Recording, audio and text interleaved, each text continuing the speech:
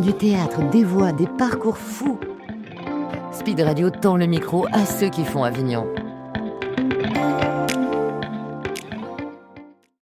Comment tu vas? Très bien, et toi? C'est déjà la deuxième fois qu'on se voit. Hein. Ouais, ça fait beaucoup là. Moi, c'était un plaisir pour moi, mais bon. C'est un plaisir partagé. Tu vas nous parler de ton spectacle Un autre monde. Ouais. Est-ce que pour commencer, tu peux nous le pitcher? Alors, c'est l'histoire d'une jeune fille qui savait pas dire non et qui disait oui à tout. C'est comme ça qu'elle est devenue infirmière au lieu d'être artiste, pour faire plaisir à sa mère parce qu'elle veut pas décevoir sa mère. Et quand elle apprend à dire non, la vie lui dit oui. Donc c'est un spectacle assez drôle, c'est touchant aussi et surtout c'est très sincère. Et je trouve que c'est assez universel car par les rapports des gens. Et ce que j'aime dans ce spectacle, c'est que je peux vraiment exprimer tout ce que j'ai envie de dire, genre le chant, la danse, je rappe même dans le spectacle. Donc vraiment, c'est quelque chose qui me tenait à cœur de partager son monde. Donc un autre monde, le mien, mais qui peut être aussi le monde des gens qui viennent voir le spectacle. Ok. Pourquoi tu as eu envie de parler de ces thématiques?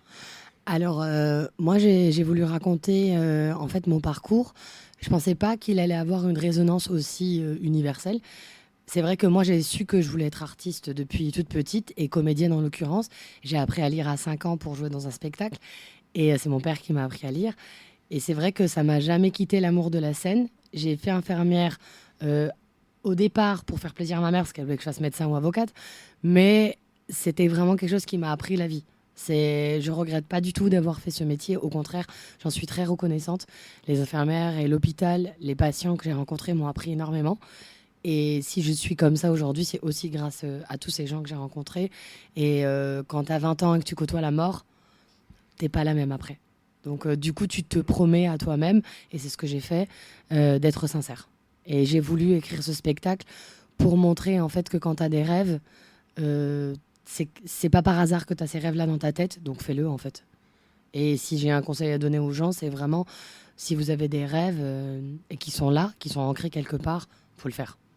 Et c'est le mouvement qui amène quelque chose à chaque fois. Donc autant le faire et on verra. Et donc c'est ce message que tu veux, quand les gens repartent de ton spectacle, de Un autre monde, c'est justement de l'espoir, c'est suivre ses rêves? Ouais, c'est ça. Et c'est aussi de montrer que quand on dit il suffit juste d'y croire, comme je le dis dans le spectacle, mais c'est ce qui est le plus dur en fait, de croire. Croire en quoi? Croire en nous, croire en la vie, croire en l'espoir. Et c'est très difficile aujourd'hui de se dire que on peut croire à tout. Mais pourtant, il faut encore continuer à y croire. Et quand je dis il suffit juste d'y croire, je pense que c'est la chose la plus dure à faire. C'est d'être en accord avec soi-même, que ça résonne en nous et de laisser parler cette petite voix qui est à l'intérieur de notre tête et qui nous dit vas-y, en fait. Et donc oui, c'est un message d'espoir et c'est aussi un message, et ça je pense que c'est aussi grâce à mon parcours d'infirmière, on n'a qu'une seule vie. Donc quand tu sais que tu n'as qu'une vie, c'est pas comme dans GTA ou dans Call of Duty, tu recommences pas après. Et donc il faut vraiment en profiter et se dire que c'est mieux d'avoir des remords que des regrets. Et c'est vraiment vrai. Donc moi j'essaye d'en avoir aucun. Ok, trop bien. Et donc dans le spectacle, tu as dit qu'il y avait du chant, de la danse. Ok, magnifique. Tu voulais apporter justement cet univers riche? Ouais, parce qu'en fait, moi, quand j'étais jeune, j'adorais regarder ces artistes et je savais pas, en fait.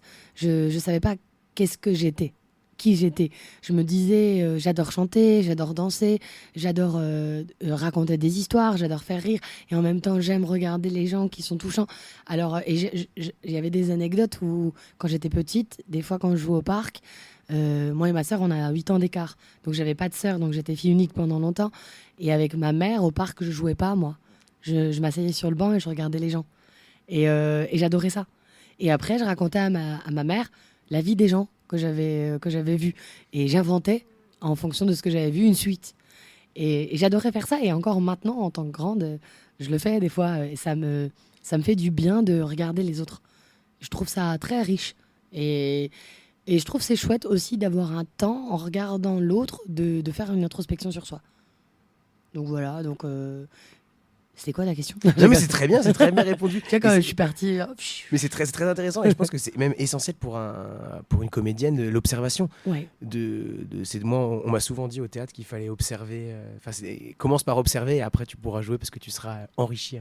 Ouais, parce que je trouve que regarder les gens dans la vraie vie, c'est les moments où ils sont sincères. Et encore une fois, c'est vraiment le mot d'ordre que j'aime dans la vie et au théâtre surtout, c'est si t'es sincère, t'es juste. Et donc tu résonnes chez les gens. Si tu fabriques ou si tu joues, eh ben forcément on va se dire ah bah ouais, là on voit. Faut pas voir les ficelles en fait. Donc pour pas voir les ficelles, il faut que toi-même tu sais pas ce que tu vas faire. Là on discute, on sait pas vraiment ce qu'on va dire. Donc du coup c'est ça qui est chouette, c'est que c'est vivant parce que tu sais pas. Donc tu prends chaque seconde, tu vis vraiment l'instant. Et au théâtre, c'est ça qui est le plus dur, c'est que tu as un texte.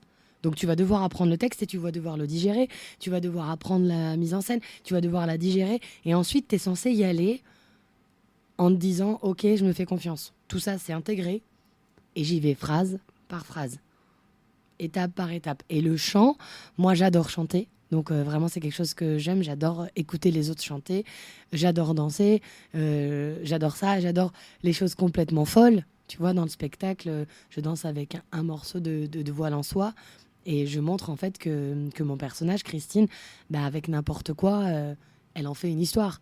Et c'est vraiment moi, quand j'étais petite, je pouvais m'inventer une vie avec une cuillère en bois, je pouvais vraiment partir loin avec rien. Et je trouve ça c'est très beau et on passe notre vie à essayer de redevenir l'enfant de 8 ans qu'on était. Ben moi je pense qu'elle est jamais partie. Et j'essaye de la garder vraiment auprès de moi tout le temps. Ok. Donc j'ai toujours 8 ans. Donc venez voir. Où est-ce qu'on peut venir te voir et à quelle heure? Alors moi on peut venir me voir au Théâtre des Brunes à partir de mercredi, du 8 au 22 à 13h20. Ok. Et c'est ton premier Avignon? Alors j'avais fait Avignon l'année dernière à la Scala. Donc avec le spectacle, mais sauf que c'était une autre version du spectacle. Donc c'est la même histoire, mais sauf qu'à l'époque, c'était moi qui mettais en scène et je faisais tout. La mise en scène, l'écriture et le jeu.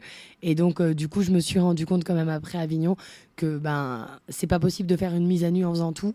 C'est trop difficile, surtout sur un seul en scène. Donc j'ai vraiment réécrit le spectacle, retravaillé, resserré beaucoup de parties. Et j'étais en 50 minutes l'année dernière, là c'est 1h10. Donc vraiment, on a redirigé tout, bien structuré. Et j'ai la chance d'avoir Garance Legros en metteur en scène. C'est une metteuse en scène extraordinaire. J'ai eu Luc Carry à la lumière, créateur lumière de fou. Donc vraiment, on est une super équipe. Et ça, c'était très important parce que la mise en scène habille divinement bien le spectacle. Et en plus, elle a une direction d'acteur qui est extraordinaire, qui est dans la même ligne que j'aime, dans tout ce qui est sincère et complètement fou.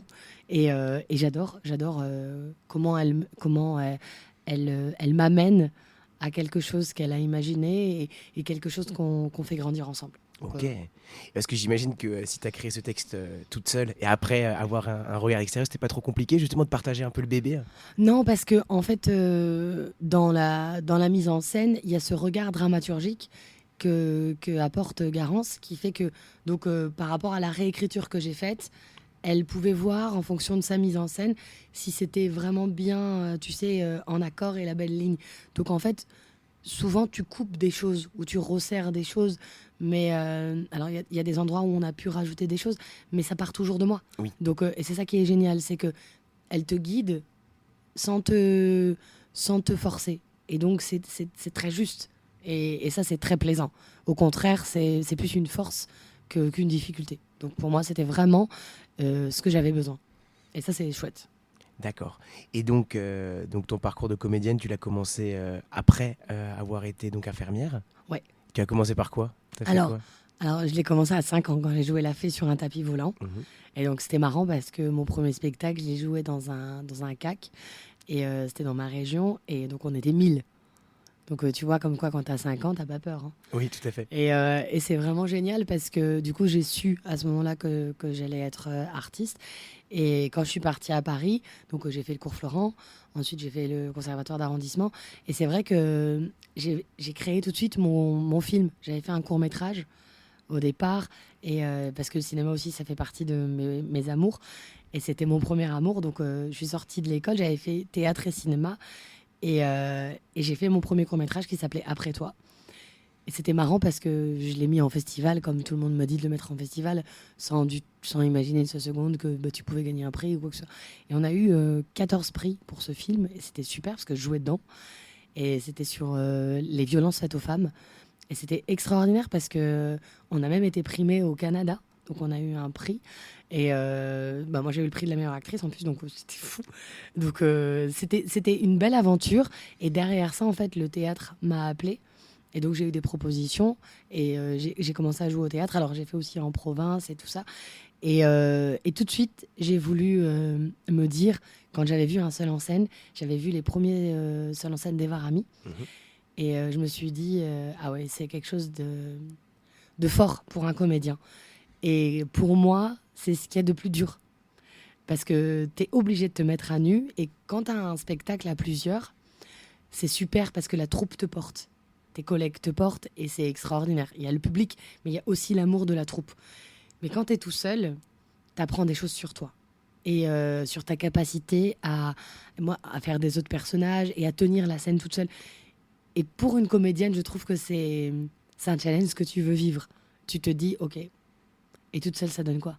Ouais. Et tu as envie de le faire. Et en même temps, tu as la trouille. Tu te dis, mais attends, mais toute seule, ça donne rien, en fait. Donc ça donne pas. Donc on va pas le faire. Et donc, il m'a fallu des années avant oser me dire, ok, là, je me lance. Vraiment, j'ai pris le temps de faire d'autres choses plutôt que de me dire, bah vas-y, je le fais tout de suite. Et après, il fallait mettre l'écriture. Et l'écriture, c'est tout un voyage. C'est énorme. Donc, il faut prendre le temps de faire les choses. Et puis, il faut trouver le sujet. Et quand tu sais que c'est toi le sujet, tu te dis, c'est peut-être pas une bonne idée. Donc, du coup, et c'est un cheminement qui est très beau, je trouve, à vivre. C'est pas tout le temps facile. Hein. Oui. Mais quand tu as la chance d'avoir des autres jobs à côté, donc, tu vois, moi, je travaillais, j'ai eu la chance de faire plein de spectacles et tout. Donc, c'était cool. Et puis, j'ai fait des pubs. Et j'ai eu la chance de faire aussi des petits courts-métrages. Donc, c'était chouette. Parce que l'aventure a avancé doucement, donc j'avais pas de temps mort. Ça se goupillait bien. Et donc ça, c'était hyper intéressant à vivre. Ok. Où est-ce qu'on va rappeler, où est-ce qu'on peut venir te voir? Ouais, on peut venir me voir à partir du 8, donc mercredi à 13h20 au Théâtre des Brunes pour un spectacle qui s'appelle Un autre monde. Si tu devais dire quelque chose pour convaincre une personne, un inconnu, de venir te voir, tu lui dirais quoi? Je lui dirais... Si tu veux passer un moment agréable avec une fille super, ça commence bien. Non, si tu veux voir un spectacle qui parle d'une jeune fille qui osait pas dire non et qui disait oui à tout et qui a réussi à changer sa vie avec 3 lettres, viens voir mon spectacle. Et je pense qu'en sortant, ta vision de la vie changera. Ok, c'est une très belle promesse. Ouais. Très vrai. Ah ouais, ça te donne très envie de venir en tout cas. Et si c'est pas vrai, je te rembourse. Non, même pas vrai. Est-ce qu'on peut encore rappeler, si c'est important, où est-ce qu'on vient te voir? Ouais, c'est très important parce que c'est au Théâtre des Brunes à 13h20 à partir de mercredi du 8 au 22 juillet. Ok, Un autre monde. C'est Est-ce ça. que tu veux rajouter quelque chose pour conclure? Moi, je veux juste te dire que je suis très contente d'être là. C'est hyper cool. Je suis très contente de voir l'effervescence qu'il y a à Avignon n'a pas changé depuis l'année dernière. C'est super. Il y a un très bon public qui a l'air de venir faire plein de découvertes. Donc ça, c'est chouette. Et c'est vrai que, en fait, on se rend pas compte, mais là, moi, je fais partie d'un collectif qui s'appelle Sœurs en scène. Et donc, c'est toutes les filles qui jouent des spectacles de Seules en scène. Et donc, on a créé ce collectif pour se soutenir entre nous. Et c'est vrai que c'est chouette, parce que quand tu es seule sur scène, t'es jamais seule derrière, grâce aussi au collectif et grâce à toutes les équipes qu'il y a. Et donc, ça fait du bien. Donc, n'hésitez pas à venir me voir, mais à aller voir aussi tous les spectacles. Ils ont une page Instagram. Et ça peut être cool de découvrir en fait les spectacles de femmes qui font des seules en scène. Trop bien. Et donc c'est un collectif où vous vous retrouvez, vous partagez, vous créez ensemble? Non, en fait, on partage nos spectacles, donc on va se voir les unes aux autres, mais on partage aussi nos expériences. S'il y a quoi que ce soit qui se passe, si on a des moments de doute ou des moments de bad, ou s'il y a quoi que ce soit qui peut nous arriver en dehors du spectacle, on n'hésite pas à se le dire, donc on se sent pas seul. Et comme on est plusieurs, on est une vingtaine, donc en fait on peut s'envoyer sur le groupe WhatsApp un message et voir en privé ou à toutes. Et c'est très intéressant et c'est cool parce que tu sais que tu te soutiens, ils viennent voir le spectacle, on se donne l'avis des unes des autres et c'est hyper bienveillant, donc ça fait du bien. Donc voilà, et puis là, elles viennent toutes mercredi, donc au Théâtre des Brunes, à 13h20, pour voir Un autre monde. Trop bien. Et ben, on manquera pas de venir, nous aussi, pour Avec te plaisir. voir. Merci beaucoup. Merci à toi.